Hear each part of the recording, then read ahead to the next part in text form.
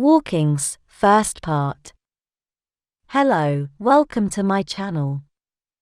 I hope you are happy and well. I am Mari Swaruu.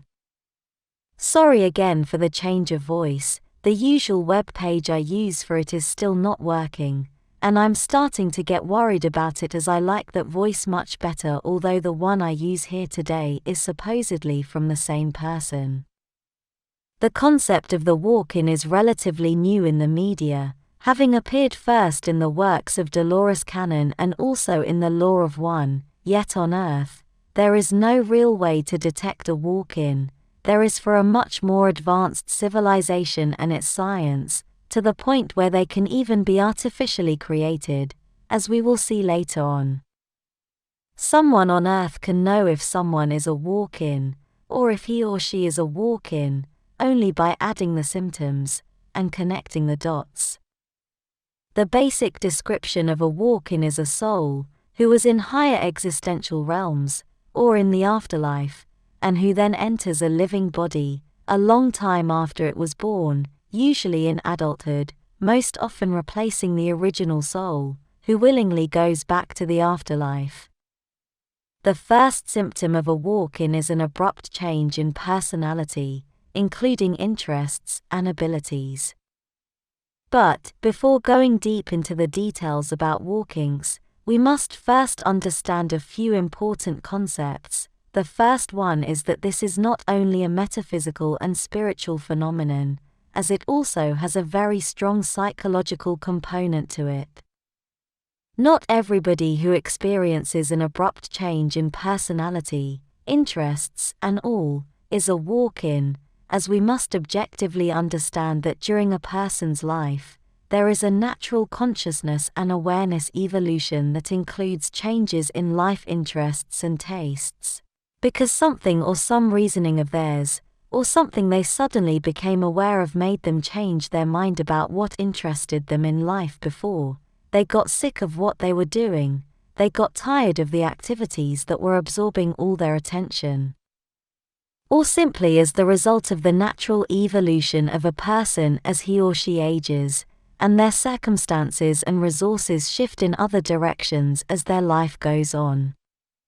Many people in the spiritual community and elsewhere to a lesser degree, experience sudden changes in their awakening, changes that are often called spiritual awakening, or the related Kundalini activation, and so on. These people who are suddenly aware of how the world really works, and awaken to the fact that they have been living a lie, imposed on them by the controllers of Earth, naturally develop a very strong rejection of society, as they see it as exploitative, primitive and cruel, and they want no part of it, so it is easy for them to conclude that they are either starseeds or walkings, as they are both identity cliches that serve advanced and aware souls on Earth, to give a meaning and a reason to their lives. They are often used as an explanation for the reason why they feel so lost on Earth, with a deep inner feeling of not belonging, and confusion as to what they are actually doing in a place that is so unlike, so dissimilar to their vibration. But, although labeling yourself as a walk-in may be only a psychological mechanism to help you cope with society and all the challenges in your life, they do exist and you very well could be one, or you may know someone close to you. As for starseeds, I will address them in their own video soon enough.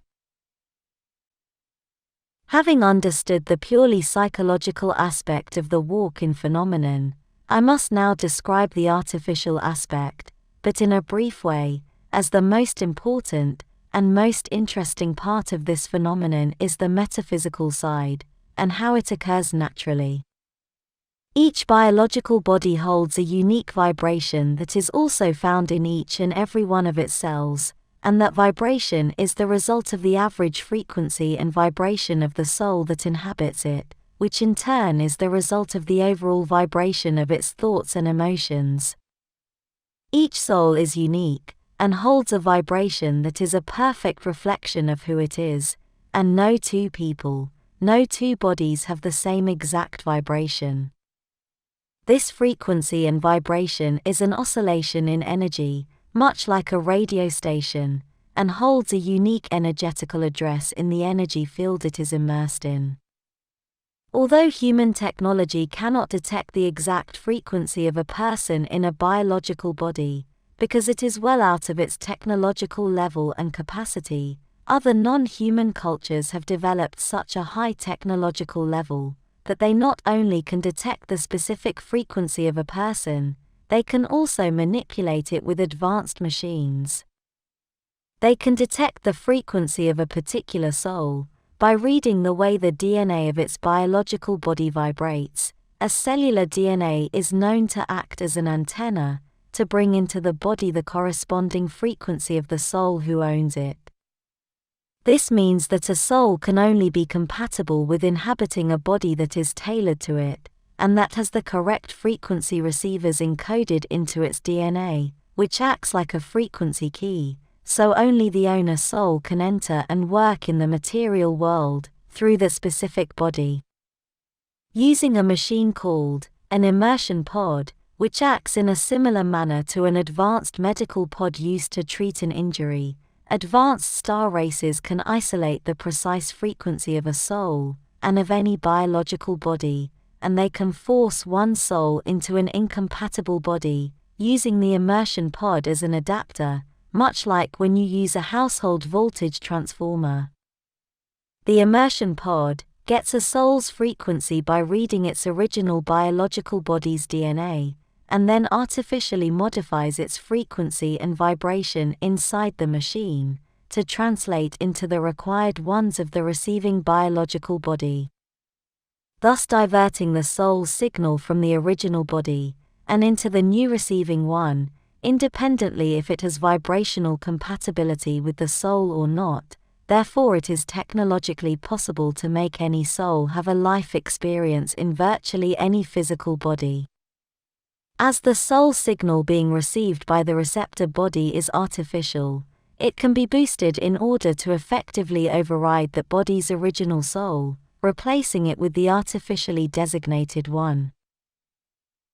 This is an unethical technological hostile takeover, which is used by several regressive races, including some on Earth, to force a person into doing hideous acts of violence, or of any kind he or she would never do otherwise. This is used not only to commit terrible crimes, including false flag events, but it can also be used to temporarily take over the body of a targeted individual, to force it to commit a crime, so he or she can be arrested for it, and therefore taken out, and stopped from continuing their line of work that was against the interests of whoever was holding this kind of body-snatching high technology. Although it is very hard to know for sure, this could be the reason why so many people claim that they do not remember having committed the crimes they are being accused of. On the other hand, countless highly ethical and highly advanced star races use this technology to enter a realm, such as Earth, using a human body that was only an NPC, or backdrop person, meaning that body was formerly being animated by the Matrix on Earth, through the action of the collective unconscious, which is transmitting a signal to all of those empty soulless people, which is basically the same. Therefore, this explains why so many people act in such an obedient manner to the system, totally unable to understand, let alone question, anything that is outside their collective unconscious matrix programming. I must say, and insist, that even when they react in an angry or offended way when you ask them whether they have a soul or not, that is part of their reaction programming as well. But having said this, you cannot actually know who has a soul or not, with the exception of a few obvious cases. Then it can also be argued that these soulless, so-called backdrop people, or NPCs, actually do have some sort of a soul, but a shared collective one, where they are all nothing more than different terminals of a central collective unconscious awareness that works by immersing them all in a closed system, contained in Earth's realm, and by the Van Allen radiation belts, which act as an etheric barrier, as so many stellar people claim. And this is why their values, thoughts, and reactions are so similar, acting as copies of one another, and obsessively following the system's rules.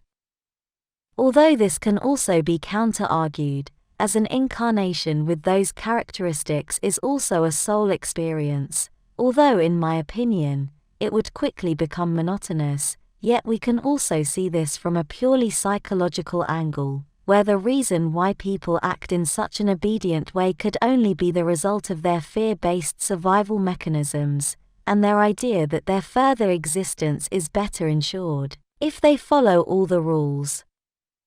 Then finally we have the natural walkings, which are those that occur with no technological interference of any kind, being of a completely metaphysical nature, and are part of the very nature of incarnations, of the process of a soul having a physical experience, part of the larger universe itself. When a soul does not want to continue living in a reasonably healthy biological body, it can choose to leave, and be replaced by another one, who wishes to have a life experience on Earth. Perhaps with a specific mission, but does not want to go through the lengthy and troublesome process of being born there, grow up to be a toddler, then a child and then go through all that primary schooling and so on. Rather it prefers to enter an adult, so they can get to do the good work as soon as possible. When this happens, it is not a hostile takeover, it is a natural agreement between the original soul and the new entering one. This agreement most probably happened in the space between lives, where the next incarnations are planned, in a space outside linear time as it is known on Earth. The original soul may be tired of living there on Earth, in that body, for whatever reasons, due to psychological pressures, life hardship, relationship breakups, or perhaps because of an illness. This soul will literally step out and be replaced by the new one, who is almost always much more spiritually advanced than the first, and who knowingly and willingly will assume the first soul's life and everything that comes with it. Even though the entering soul may, or may not fully remember who it is, and why it entered that body, it will inherit nearly all the memory of the first soul, which it will make theirs. They will own it now, although the new soul will interpret those memories in a different way, from a much more expanded point of view. Sometimes removing emotional triggers, and other times having to deal with those as well, as they are embedded in the cellular DNA memory and muscle memory of the physical body they are inheriting. Yet, many times the memory of the first soul may not remain complete, and therefore the new one to be aware of, or use, as mental lapses are very common, as well as memory loss, this being very disconcerting to the individual's family. And I mean the family of the body. This walk-in phenomenon is extremely common, yet it may be hard to detect, as even the most advanced instrumentation may fail to find it. And as what happens with star seeds, it is more of an educated inner knowing each individual must be responsible for, also knowing and taking into account the psychological and coping mechanisms I mentioned above. Each walk-in has its own individual level of awareness of what it is, and how and why they are incarnated on Earth. Some may remember all their mission, and be 100% aware that they are a walk-in, as well as retain full memory of why they are on Earth, and of their mission there. But most commonly, a walk-in will also suffer from previous life memory loss, the so-called veil of forgetfulness of Earth, where they must navigate their existence there, like any other star seed, like any other soul. Yet they tend to be more advanced spiritually than the soul who stepped out for them to come in, and they were perfectly confident that they would be able to fulfill their mission on Earth, in spite of all the hardship. And many others may also go through a lengthy process where they gradually regain the memory of who they were before entering their new body, as well as of their mission in the world of the living. The soul exchange in a body usually occurs after a strong accident, especially if it involves the body ending up in a coma or having a near-death experience, where the original soul chooses to go to the afterlife and leave the body to the new one, who willingly will assume the repairs and the care needed to recover from the accident. Although this last part, I just described, is well known by other people talking about walkings, there is another moment in the life of an individual, the body, where the soul exchange may occur, and which very few people who talk about this subject know about. A soul exchange can also occur during a severe emotional event in the person's life, as the result of a dark night of the soul, a severe depression, or the loss of a close relative or loved one, where the original soul does not wish to continue living, inheriting the still useful body to an entering soul. I will talk a lot more about this purely metaphysical angle in the second part of this subject. To end today's video, I must say that although a walk-in phenomenon is similar to demonic possession, as they both are defined by a change in who is driving the body, but in the case of demonic possession, these are clearly of a negative nature, where the takeover is by force, and against the will of the original soul, when in the case of walkings, they take over a body with the consent of the original owner, who willingly goes back to the afterlife as part of their original life plan, perhaps not wanting to go through all the perils of old age, or of inhabiting a damaged body after an accident. This is also seen, or mentioned as an ethical alternative to suicide, as the original soul willingly retracts from the body, without having killed it, therefore not generating any kind of karma for it. I will continue in the second part of this video. Thank you for liking and subscribing, I appreciate it a lot. And I hope to see you here next time.